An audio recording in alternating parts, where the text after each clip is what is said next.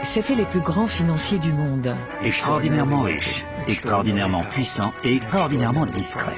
Ils se sont sortis de la misère pour devenir la plus riche famille d'Europe. Tout ce qu'ils touchaient se transformait en or, presque littéralement. Leur argent a remporté des guerres, sauvé des gouvernements, bâti des chemins de fer et influencé la politique mondiale. Partout où il y avait une guerre, ils étaient impliqués et ils étaient présents à tous les grands événements mondains. Leur fortune a également acheté les plus grands vins, les plus belles œuvres d'art et les plus somptueuses demeures. De magnifiques collections de tapisseries et de tableaux. Durant 200 ans, ils ont combattu l'establishment, l'antisémitisme et parfois les membres de leur propre famille. Les Rothschild ne ressemblent à aucune famille. Ils sont absolument uniques. Comme une bouteille de Château Lafite Rothschild, leur histoire est riche, puissante, complexe et mémorable. Voici la dynastie des Rothschild.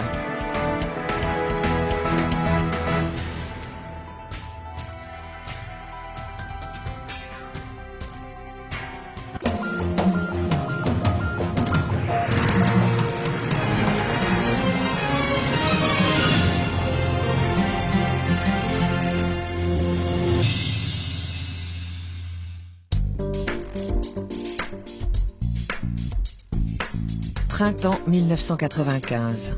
Un jeune homme de 25 ans fait une pause cigarette devant une compagnie financière. Il échange quelques mots avec un autre fumeur, Timothy Baraket, qui lui parle de son intention de lancer une société d'investissement. Quand le jeune homme lui propose ses services, Baraket hésite. Puis l'inconnu lui dit son nom. Il est Nat Rothschild, la 7e génération de la célèbre famille de banquiers. Bien qu'il soit jeune et relativement inexpérimenté, Nat est embauché. Nat Rothschild est entré dans le métier notamment pour être ce qu'on appelle un faiseur de pluie, quelqu'un qui peut développer une activité et lever des fonds. Bientôt, Nat ne se contente plus de réunir de l'argent, il l'investit et montre un grand talent pour la prise de risque et les investissements à fort rendement. Il s'est imposé comme un investisseur avisé dans le monde entier. Il mettait de l'argent dans les secteurs les plus risqués des pays émergents. Il a par exemple fait de gros investissements en Russie. La décision d'embaucher le jeune Rothschild sur son nom s'est donc révélée judicieuse. Icus Capital, le hedge fund créé par Baraket, est devenu une entreprise valant 14 milliards de dollars avec un taux de croissance annuel de 30%. Une nouvelle génération de Rothschild fait donc preuve de cet instinct légendaire en matière de finance. Je pense qu'il possède l'audace et la perspicacité typique de sa famille. On dit maintenant qu'il pourrait devenir à terme le plus riche de tous les Rothschild, revitaliser et agrandir encore la fortune familiale. Si tel est le cas, ce sera un nouveau chapitre remarquable dans la saga d'une famille qui fascine depuis plus de 2 siècles. L'histoire des Rothschild commence au XVIIIe siècle dans le ghetto juif sordide et surpeuplé de Francfort. Mayer Amschel Rothschild, son épouse Göttel Schnapper et leurs 10 enfants, 5 garçons et 5 filles, mènent la vie très pieuse de juifs orthodoxes. C'était une existence sans grande liberté. Les portes du ghetto étaient fermées la nuit, le dimanche et pour toutes les fêtes chrétiennes. Les Juifs n'ont pas le droit de posséder des biens immobiliers, portent des insignes jaunes sur leurs vêtements et payent de lourds impôts. Comme la plupart des métiers leur sont interdits, ils ont du mal à gagner leur vie. Mais il est un secteur qui leur est ouvert, la banque, car leurs voisins chrétiens n'ont pas le droit d'accorder des prêts à usure. Bien qu'ils n'aient pas le droit de tenir boutique hors du ghetto, les Juifs pouvaient faire certaines choses, notamment le change et le prêt d'argent, ce qui n'était pas autorisé à leurs concurrents non-juifs. Le change d'argent est une activité importante dans l'Allemagne du XVIIIe siècle, car le pays compte des centaines de municipalités qui ont chacune leur propre monnaie. Or, Mayer Amschel est particulièrement doué pour les affaires. Il était très fort en calcul. Bien sûr, à l'époque, il n'y avait pas de calculatrice. Il faisait tout de tête. Il commence alors à revendre des pièces de monnaie anciennes, des médailles, des antiquités et des curiosités. il a aussi du flair pour repérer les opportunités commerciales. Il avait un grand esprit d'entreprise. Il a eu l'intelligence de comprendre que le meilleur moyen de réussir, c'était de se faire connaître auprès d'une grande famille princière de l'Empire austro-hongrois. Il a choisi le prince le plus riche, qui, par chance, vivait à proximité. Le prince Guillaume de Hesse-Kassel a fait fortune en louant ses soldats aux Britanniques comme mercenaires. Les Hessiens, comme on les appelle alors, se sont battus par exemple dans les colonies américaines. Mayer-Amschel sait que le prince Guillaume a une passion qui pourrait être son ticket d'entrée à la cour, la numismatique. Il est allé voir Guillaume de Hesse-Kassel, il lui a donné des pièces et a fait une partie d'échecs avec lui. Son but était de se faire bien voir, et très lentement, ils ont tissé des liens. C'est une décision avisée. Bientôt, le prince lui fait suffisamment confiance pour l'autoriser à investir de l'argent pour son compte. Il lui a donné environ 800 livres, ce qui était une grosse somme d'argent à l'époque. Il lui a également permis de se présenter comme l'agent du prince Guillaume. Comme ses affaires sont florissantes, il est rejoint par ses 5 fils, Amschel, Salomon, Nathan, James et Karl, qui se chargeront des relations avec les clients. Les 5 filles travaillent aussi, mais à la maison. Les filles faisaient les travaux d'écriture. Elles tenaient les livres de compte. Leur père insiste sur un point. En affaires, ils doivent respecter sa philosophie. D'abord, toujours payer vos factures à temps. Ne jamais avoir de retard. Ne jamais contracter de dette. Ensuite, être scrupuleusement honnête dans toutes vos transactions.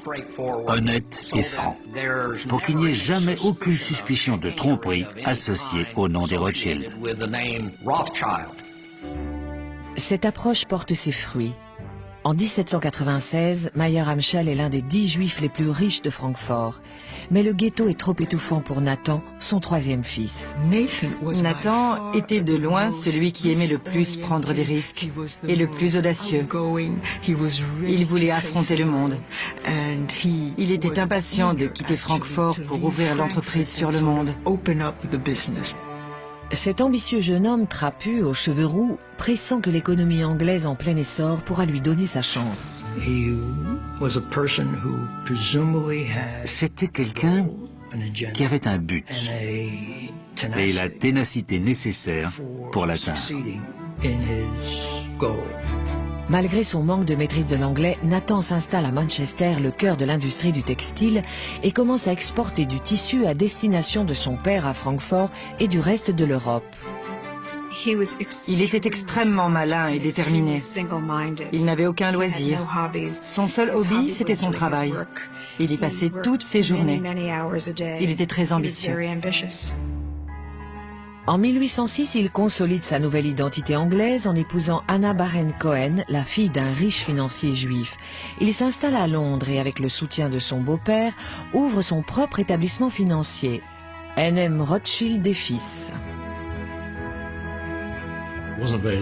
Il n'a pas fallu longtemps pour qu'il acquiert une place de leader auprès de ses frères.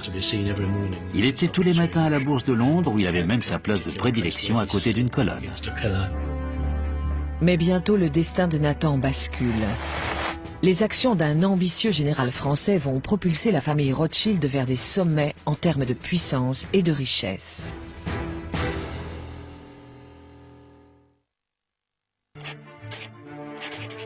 Au début du 19e siècle, les activités bancaires de Mayer-Amschel Rothschild se portent à merveille.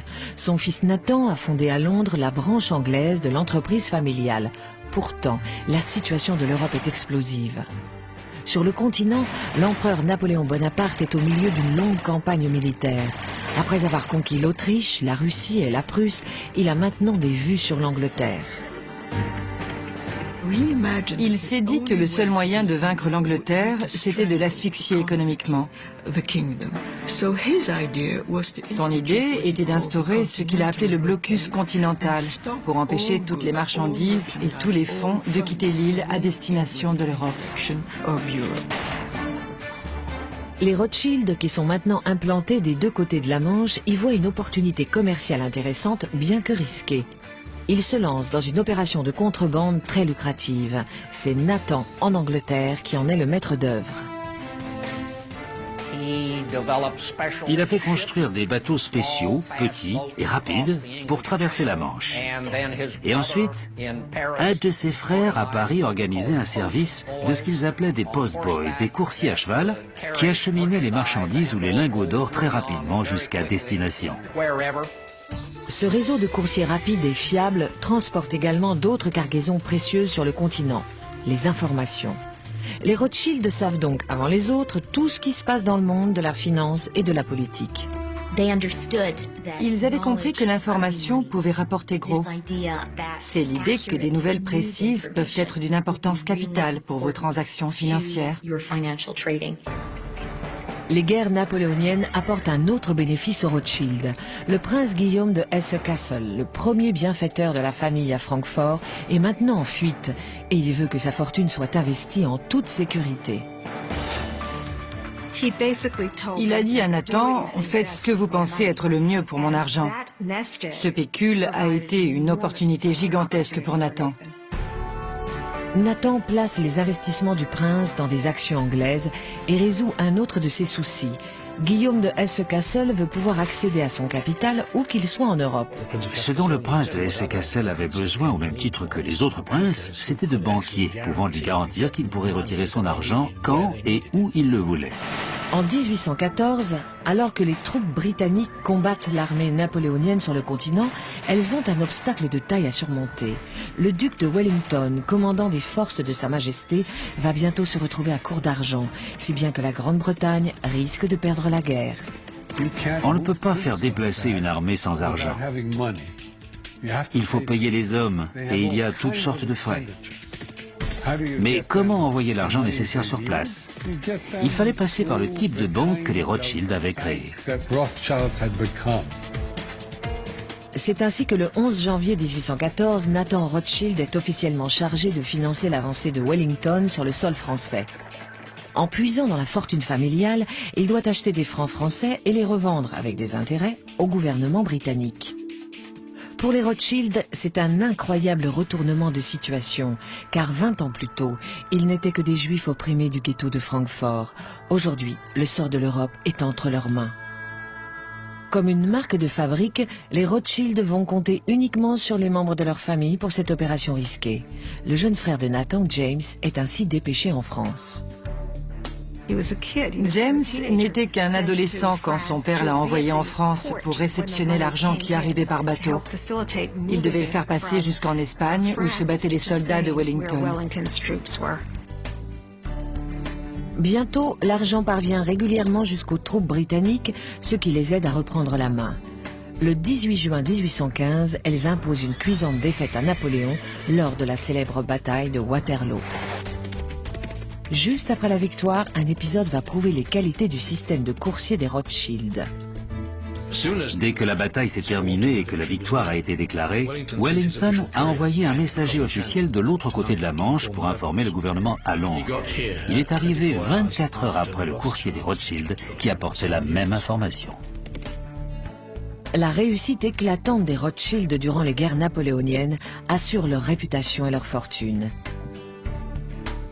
Elle marque aussi la naissance d'un nouveau concept dans la finance, car auparavant les gouvernements n'avaient que peu d'options pour réunir des capitaux. Vous pouviez soit augmenter les impôts, soit dévaluer votre monnaie, et aucune de ces solutions n'est très séduisante. Les Rothschild viennent d'inventer une troisième méthode.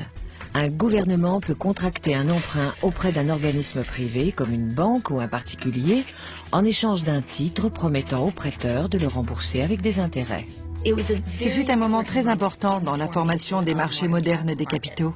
Pourtant, même cette contribution très importante ne suffit pas à faire accepter les Rothschild par les milieux bancaires européens. Quand les financiers sont invités à accorder des prêts très lucratifs pour que la France puisse se reconstruire après la guerre, ils ne sont pas sollicités. À la fin des guerres napoléoniennes, c'est la plus riche famille d'Europe. Et pourtant, à la signature des traités de paix, les Rothschild sont tenus à l'écart. On ne leur donne pas la place d'honneur. Ils sont toujours des nouveaux venus. L'envie et le ressentiment envers les Rothschild et leur fortune s'expriment dans la presse populaire de manière encore plus directe. De nombreux dessins et caricatures ont été publiés. L'un d'eux montre par exemple Nathan Rothschild debout sur des pièces d'or. C'est le genre d'image que le public avait. Les insultes et le mépris ne font que renforcer la détermination des Rothschild. Malgré leur puissance croissante, ils doivent sans cesse faire face à l'antisémitisme.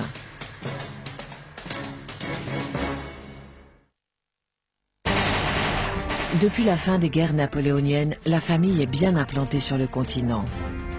Nathan et James dirigent les branches de Londres et Paris et sont devenus deux des hommes les plus riches d'Europe. Malheureusement, le patriarche Mayer Amschel n'a pas vécu assez longtemps pour assister à leur réussite. Il est mort en 1812 à 69 ans. Pourtant, son héritage perdure. Un accord de partenariat conclu avec ses 5 fils 2 ans plus tôt préserve son entreprise, mais leur impose certaines conditions. La maison Rothschild ne devait pas être divisée entre les garçons.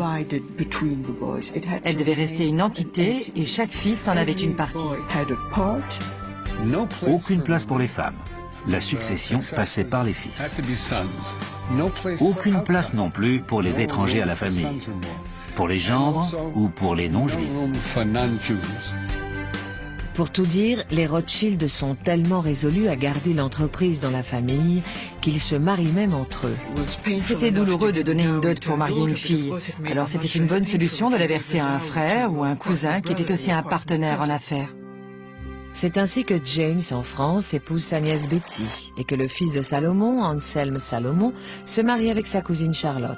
Sur 18 mariages, il y a eu 16 unions endogames. Pour un Rothschild, l'épouse parfaite était une Rothschild. Maintenant que leur partenariat est scellé, les 5 fils se déploient en Europe pour créer le premier réseau bancaire multinational. Dans les années 1820, Amschel reste à Francfort, tandis que Salomon s'installe à Vienne. Karl à Naples, avec Nathan et James toujours à Londres et Paris. Pour la famille, c'est un choix ambitieux et payant. Ainsi, ils ont pu mettre sur pied les fondations de leur dynastie dans plusieurs centres financiers européens. On voit que les 5 frères sont la base de la dynastie Rothschild.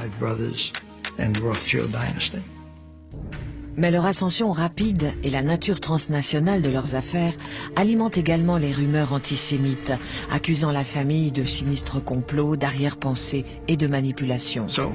Le mythe qui s'est construit autour de la famille était celui de l'influence négative de la puissante famille juive. C'était sans fin et très pernicieux. Pour beaucoup de gens, on ne pouvait pas leur faire confiance. Quelles étaient leurs véritables motivations? Voulaient-ils vraiment être des citoyens français, par exemple? Ou bien avaient-ils une plus grande allégeance envers l'Empire austro-hongrois parce que le reste de leur famille vivait là-bas? De tous les pays d'Europe, c'est la France qui offre aux Juifs les meilleures conditions de vie, car depuis la Révolution de 1789, ils ont les mêmes droits que les autres citoyens.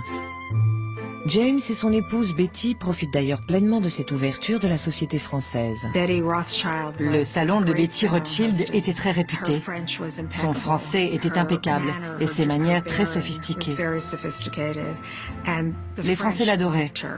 C'est elle, par exemple, qui a lancé la carrière de Chopin à Paris. Après avoir obtenu le titre de baron en 1822, les 5 frères deviennent officiellement barons de Rothschild. James est aidé par son amitié avec un jeune noble français, Louis-Philippe.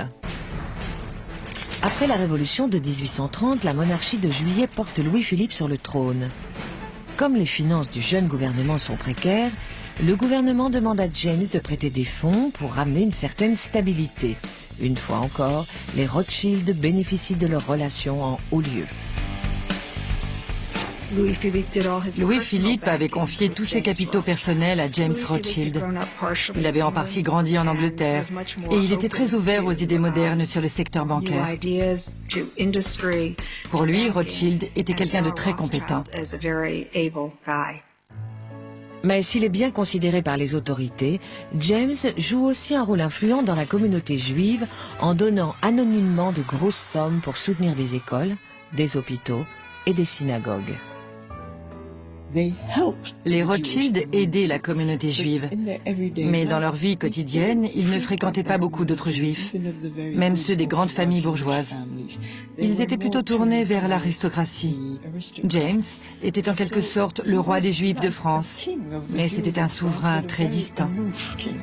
Dans les années 1840, James fait entrer sa famille dans l'industrie lourde car il devine le potentiel financier des nouvelles machines à vapeur. Ils se sont lancés dans la sidérurgie et l'exploitation minière.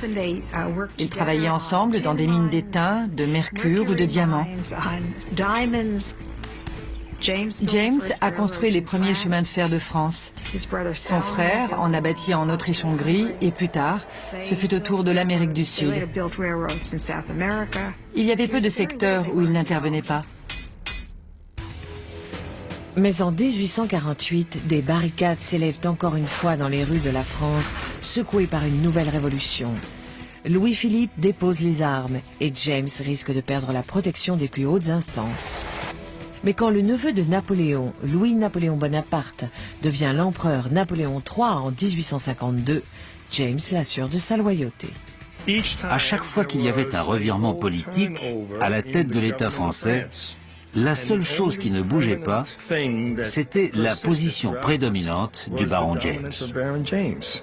Peu importe qui était au pouvoir, Rothschild était là. En 1855, James fait construire le somptueux château de Ferrières, près de Paris. Quand il a appris que l'un de ses cousins anglais avait engagé le grand architecte Paxton pour se faire construire un manoir, il a appelé Paxton et il lui a dit « Construisez-moi une maison comme Mountmore », qui est le manoir de son cousin, mais en plus grand. Considéré comme le plus beau château de son époque, Ferrières a de quoi loger 100 domestiques et 80 chevaux et possède un petit chemin de fer souterrain pour apporter les plats chauds jusqu'à la salle à manger. Le château impose James comme un membre éminent de l'aristocratie. Même l'empereur Napoléon III demande à y être reçu. Il a donné une immense réception en son honneur. Bien sûr, quand Napoléon est arrivé, il a planté un arbre, comme le voulait la coutume.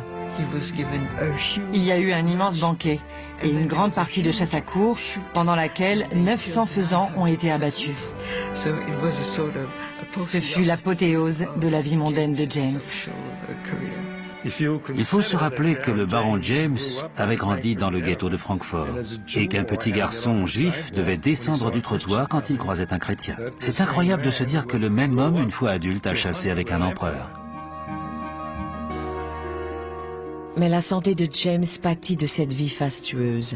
Accablé par la goutte et les calculs biliaires, il meurt de la jaunisse en 1868. Il est le dernier des frères à s'éteindre, le dernier des 5 de Francfort qui se sont affranchis du ghetto pour conquérir l'Europe. La famille a fait beaucoup de chemin, mais la génération suivante des Rothschild s'attaquera au dernier bastion de pouvoir qui lui échappe encore, la politique.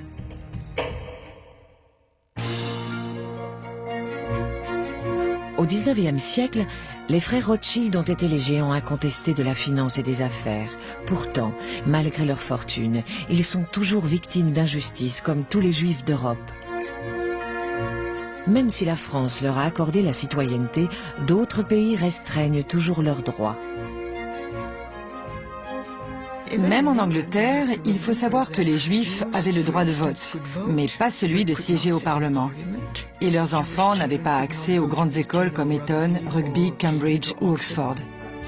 Ainsi, en 1836, quand le fils de Nathan, Lionel, prend les rênes de la société à Londres, il y voit l'occasion de faire tomber des barrières. Les réformes sociales balayent la Grande-Bretagne, où le droit de vote est par exemple étendu à la classe ouvrière.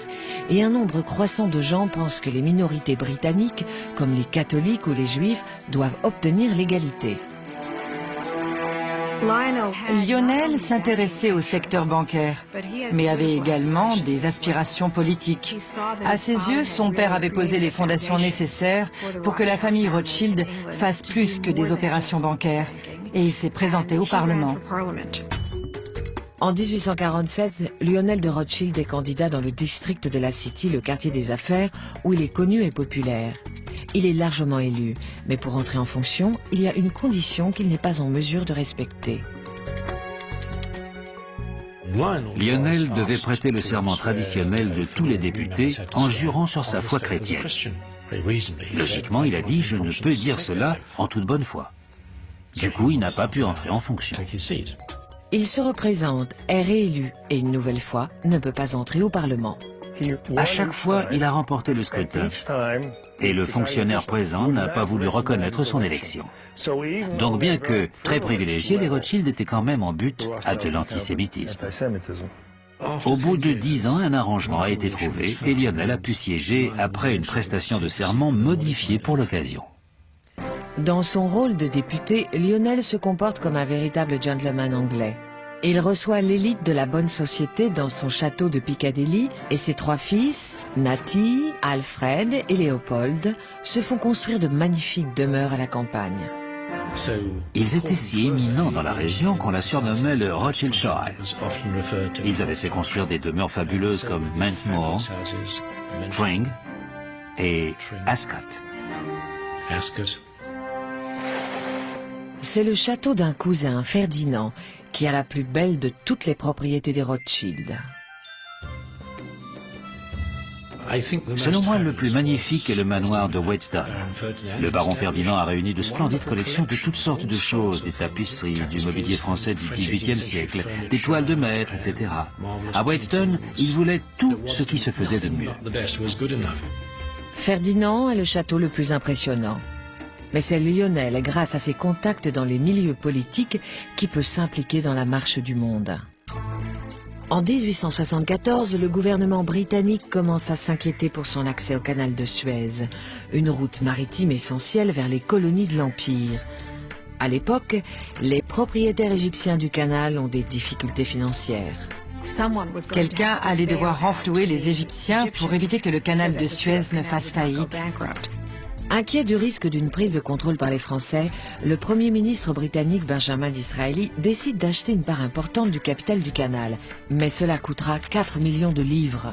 Disraeli est allé voir la reine pour lui dire que c'était la meilleure solution pour l'Angleterre, mais qu'il ne pouvait pas garantir qu'il aurait les 4 millions, parce que le Parlement n'était pas en session. Le Premier ministre se tourne alors vers son ami Lionel de Rothschild. Lionel a dit « Laissez-moi y réfléchir ». Et le lendemain matin, il lui a renvoyé un message disant « Vous avez les 4 millions ». Ainsi, la Grande-Bretagne a pu prendre une participation majoritaire dans le canal. Et Disraeli a envoyé un célèbre télégramme à la reine avec ces mots « Vous l'avez, madame ». C'est un véritable tour de force. Maintenant, le passage par le canal de Suez est garanti pour les navires britanniques et l'Empire continue à prospérer en Inde et en Afrique. La population se réjouit et Disraeli et Lionel sont les héros de la nation. Quand Lionel succombe à une crise cardiaque en 1879, la famille décide de recentrer ses activités sur les prêts commerciaux. La maison Rothschild a atteint l'apogée de sa réussite et de sa puissance sans doute vers 1880. Ensuite, les gouvernements se sont montrés plus rationnels dans leur politique fiscale, leur code des impôts, etc. Si bien que le besoin de financement privé a non pas disparu totalement, mais considérablement diminué. Au début du XXe siècle, le monde doit faire face à de nouveaux défis sociaux et politiques. Les Rothschild, toujours impliqués dans le secteur bancaire, n'ont aucune stratégie pour gérer les turbulences économiques des années 1920 et 1930. Et leur appartenance religieuse les met en danger face à la montée en puissance d'Hitler. Les nazis n'ont pas fait beaucoup de victimes parmi les Rothschild, parce qu'ils avaient les moyens de quitter les pays qui allaient être occupés juste avant l'invasion. Mais l'un des frères vivant en Autriche a été emprisonné par les Allemands. D'ailleurs, le flegme avec lequel le baron Louis von Rothschild a accueilli son arrestation à Vienne est devenu légendaire. Quand les SS sont arrivés, il prenait son dîner. Il n'avait pas tenté de quitter le pays alors qu'il l'aurait pu. Il leur a dit « Mon chef cuisinier n'a pas encore terminé mon dessert. J'aimerais rester. » Visiblement, les SS ont été tellement impressionnés par son attitude qu'ils l'ont laissé faire. Mais ensuite, ils l'ont conduit au QG de la Gestapo, puis transféré dans un hôtel qui servait de prison aux détenus VIP.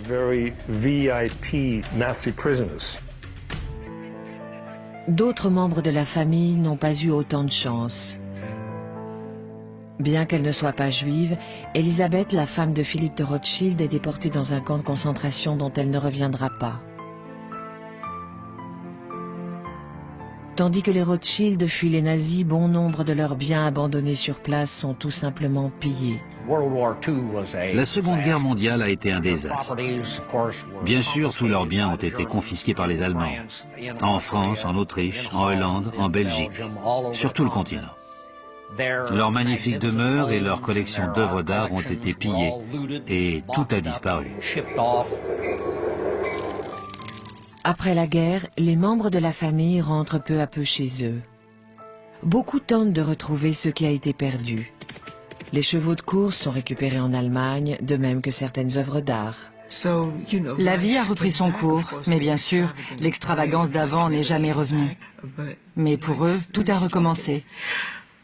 Parallèlement, les Juifs d'Autriche avaient été totalement exterminés. Il n'y avait plus rien ni personne. Il semble bien que les Rothschild ne retrouveront jamais la place de choix qu'ils occupaient au XIXe siècle dans le monde de la banque. Mais pour autant, ils restent au premier plan, se tournant vers un autre secteur qu'ils vont révolutionner par leurs innovations et leur détermination.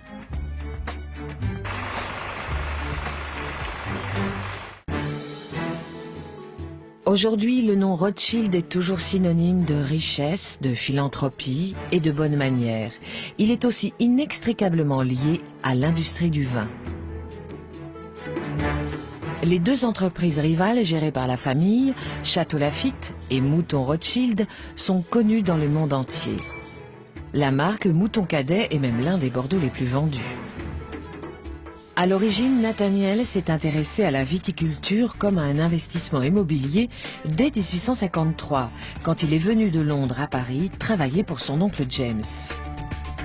Il a entendu parler de moutons qui étaient appelés bras de mouton à l'époque. Et il l'a acheté pour une modique somme. Il avait senti que c'était un bon investissement.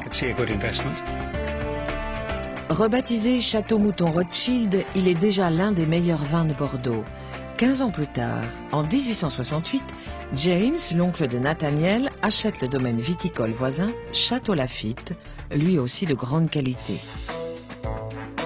Le fait qu'il achète un vignoble plus grand juste à côté de Mouton a bien sûr créé une rivalité entre les deux branches de la famille. Au fil du temps, elle a été mi-sérieuse, mi-amicale, mais il y a toujours eu une concurrence entre les deux propriétés des Rothschild. Château Lafite était l'un des plus grands crus français. C'était un vin que l'on servait aux invités de marque pour les grandes occasions. Voici la cave de fermentation. À l'époque de la récolte, en septembre-octobre, nous remplissons les cuves des grappes de raisin récoltées dans nos vignes. Mais au début, il y a une distinction cruciale entre les domaines Lafite et Mouton. En 1855, les vins français sont classifiés. Château Lafite fait partie des 4 vins qui obtiennent la prestigieuse appellation premier cru. En revanche, le Château Mouton Rothschild n'est que 2e cru. Nathaniel est furieux, mais c'est son arrière-petit-fils, le baron Philippe, qui défendra la cause de la reclassification. Philippe a repris Mouton Rothschild. Et il a décidé d'augmenter le chiffre d'affaires. À l'époque, Philippe n'a que 20 ans et il est surtout connu pour être un playboy et un pilote de Formule 1. Il était très exubérant. C'était un homme qui savait ce qu'il aimait et les Rothschild avaient l'habitude de toujours obtenir ce qu'ils voulaient. Il a fait les yeux doux à ma femme, qui était très belle, avec un peu trop d'assurance à mon goût. C'est un néophyte qui arrive dans le monde très fermé des vins de Bordeaux. Mais grâce au flair légendaire des Rothschild, il comprend vite que la qualité du vin est compromise par la sous-traitance de l'embouteillage. Jusqu'alors, le vin des châteaux du Bordelais était envoyé en fût jusqu'à Bordeaux pour être mis en bouteille par les marchands. Philippe a dit « il faut que ça change. Je veux un contrôle total de mon vin du pied de vigne au produit fini. Je vais le mettre en bouteille au château. » Bientôt, tous les autres grands vignobles lui emboîtent le pas. Mais ce n'est pas sa seule idée novatrice. Philippe avait le sens du spectacle. Il a compris les avantages de la publicité et à l'époque c'est tout juste s'il y avait des étiquettes sur les bouteilles de Bordeaux. Lui, il s'est dit allons plus loin et changeons l'étiquette tous les ans. Je demanderai à chaque fois à un grand artiste de la dessiner. Au fil du temps, il a eu les plus grands peintres, Chagall, Dali, Picasso. Il crée également Mouton Cadet, une marque de Bordeaux bon marché. Philippe s'est dit qu'il y avait de l'argent à gagner en produisant un vin que les gens ordinaires pouvaient s'offrir. Et c'est comme ça qu'est né le Mouton Cadet. Mouton Cadet remporte un tel succès qu'il doit acheter d'autres vignes dans la région bordelaise pour répondre à la demande. En 1973, il réalise son vœu le plus cher, la reclassification de son produit phare, le Château Mouton Rothschild. L'une des ambitions de Philippe, quand il a repris le domaine dans les années 1920, c'était de faire réviser la classification. Ce qui lui a pris une cinquantaine d'années. Et finalement, Mouton Rothschild est devenu un premier cru sur décret du président de la République. C'était la première fois qu'un changement de classification était accordé. Et je pense que ce sera la dernière. Seul un Rothschild pouvait l'obtenir. Quand le baron Philippe s'éteint en 1988 à l'âge de 85 ans, le domaine Mouton Rothschild est repris par sa fille Philippine. Elle continue à le faire fructifier en doublant presque le volume des caisses vendues pour atteindre plus de 2 millions en l'an 2000. Elle diversifie également sa production en achetant des vignobles au Chili et en Californie. Pendant ce temps, le domaine Laffitte est repris par le baron Éric en 1974. Lui aussi s'ouvre à l'étranger avec l'acquisition de vignes en Argentine, au Chili et au Portugal. Si la rivalité persiste entre les deux domaines, elle reste amicale et l'émulation est bénéfique. Dans chaque vignoble, l'équipe est déterminée à faire mieux que ceux d'en face. Et cela a dû concourir à maintenir la bonne qualité de leur vin. Mais les Rothschild ne sont pas seulement des producteurs de vin, ils restent des banquiers. Dans les branches de Londres et Paris, ils s'efforcent de perpétuer la tradition familiale en influençant leur époque. Dans les années 1980, les tensions qui en résultent vont déboucher sur une guerre acharnée opposant un père et son fils. Depuis maintenant plus de 2 siècles, le nom des Rothschild est associé à la banque et à la finance internationale, mais aussi au monde du vin, de l'art et de la philanthropie. Pourtant, dans les années 1950, la réussite de la famille dans le monde des affaires semble compromise. Toujours sous le coup de la Seconde Guerre, les banques de Londres et Paris sont sur le déclin et se contentent de gérer des comptes personnels et de s'occuper de riches clients.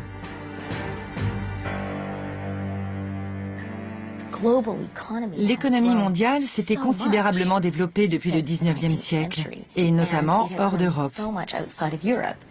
Inévitablement, les opérations menées sur le continent européen avaient moins d'importance qu'avant.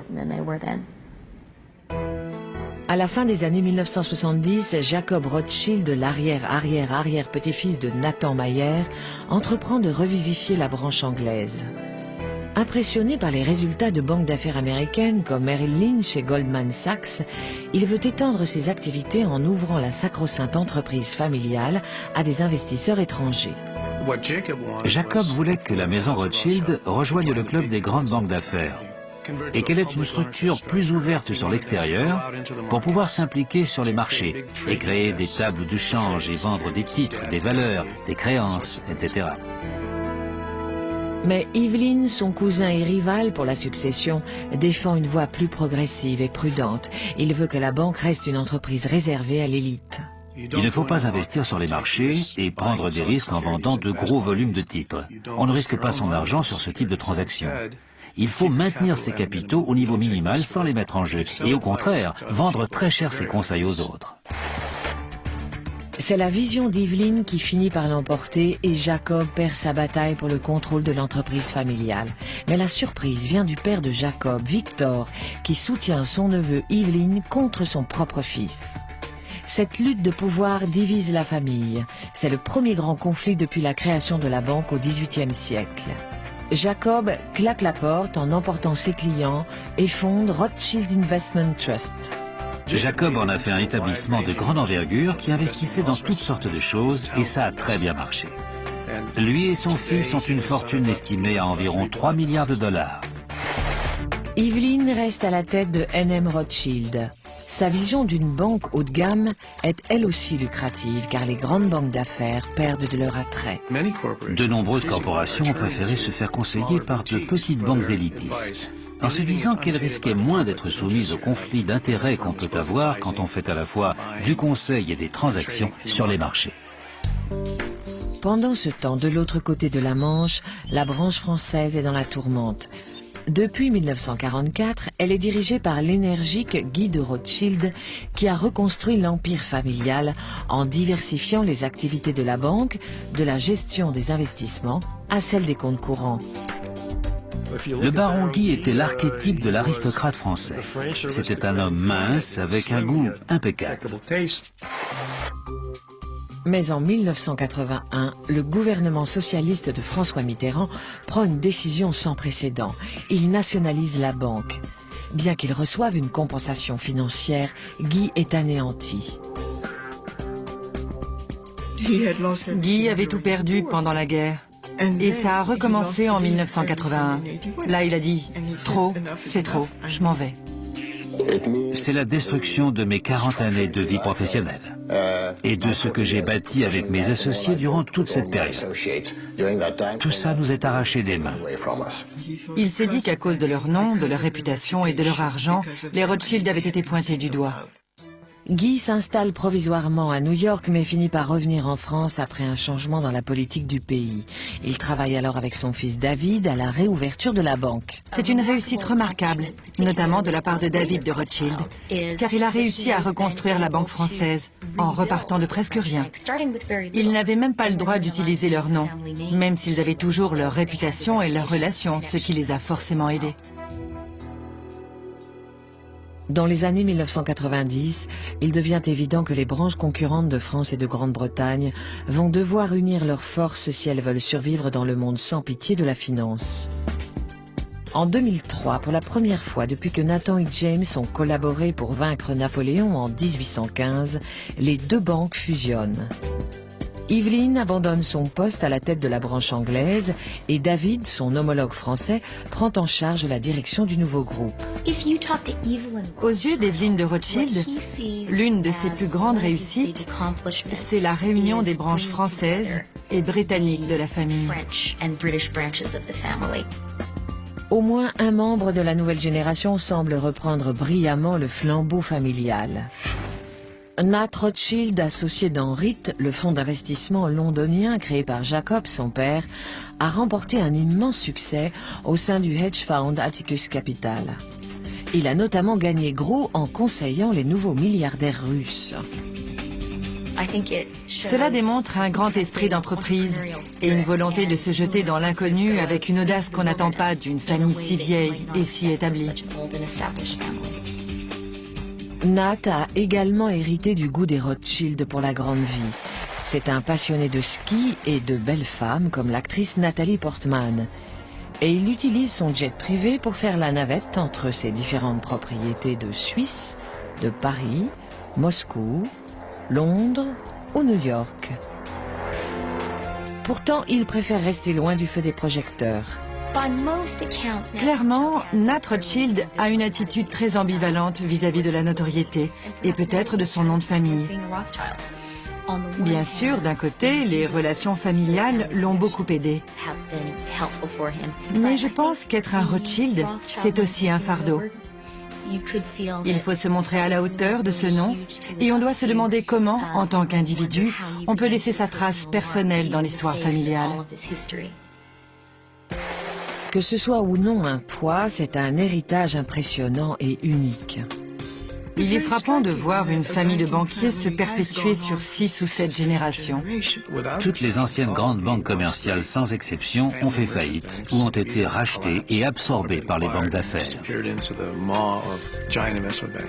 Ce qui me fascine le plus chez les Rothschild, ce n'est pas tant leur immense fortune ou leurs opérations financières, que leur intelligence et leur talent immense qui se manifeste génération après génération.